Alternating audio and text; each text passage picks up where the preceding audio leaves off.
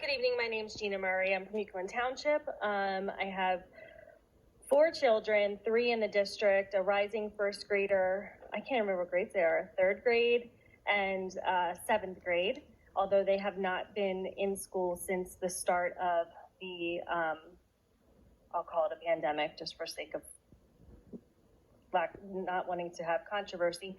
I am here representing, as a parent and a taxpayer, I'm also the chair of the Chester County chapter of Moms for Liberty. This is an organization that advocates for parental rights at all levels of government, specifically with school boards.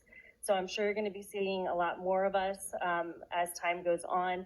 Our chapter is new, but we do already have hundreds of parents in the county who are on board with our initiatives. It is a nonpartisan group, and our objective is to let parents' voices be heard. So thank you so much for staying on tonight and listening.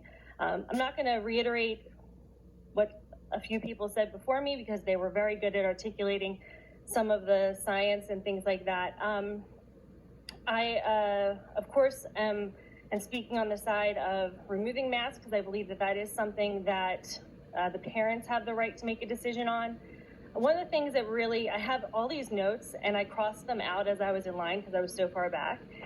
So none of it even works now because you've all said everything. But one thing that did stand out to me is that a lot of people who come up here and are on the opposing view like to say that we're spreading misinformation. And that really bothers me because what we're really doing is we are sharing information that either you're not familiar with, you're not comfortable with, or that is not readily available to you or that you have not looked into yourself. We're not inventing studies. We aren't making up information. We're simply digging deep and doing more research.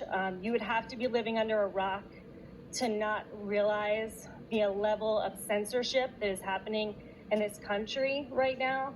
And that should be concerning for everyone here. You should start questioning, why aren't we hearing these things that these other crazy people are saying?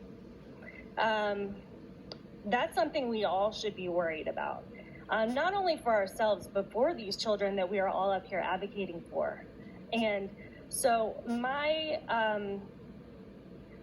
what I'm sharing tonight is merely asking those of you on the board especially, and I invite anyone else in the room to do the same, is to maybe start looking up all of our crazy ideas and trying to figure out where they're coming from. Just don't use Google, use DuckDuckGo, please. And maybe we'll be able to find some of these things, and I'd love to hear some people speak to those things and try to explain to us why we're wrong about what we think. Because when I read the studies and I see that just since the pandemic has started, according to the research I've done, 400 children in our country have died with COVID. 12,000 children die every year of injury-related incidents like drowning and car accidents. So when you think about that, it's like 400 since January of 2020 have died, and every death is sad. Of course, I'm not trying to minimize that. But we have 12,000 children every year who die of injury-related deaths. It just doesn't make sense that we're changing our children's lives in this manner. And I do believe that the parental rights have to be put back in the forefront here. We do not co-parent with this school board. We do not co-parent with the government. And our rights are important because we are the #1 advocates for our children, and it's our God-given right to make those decisions for them. And so that's really all I have to say. I thank you so much for the extra time, and I hope you'll keep all of that in mind. And one other quick thing. It was suggested that those of us who don't want masks on our kids stay home. I'm hearing this, or that we go to the cyber school. I don't think you would feel so great if we said the same thing to you. If you're scared, why don't you stay home? It's just not very nice.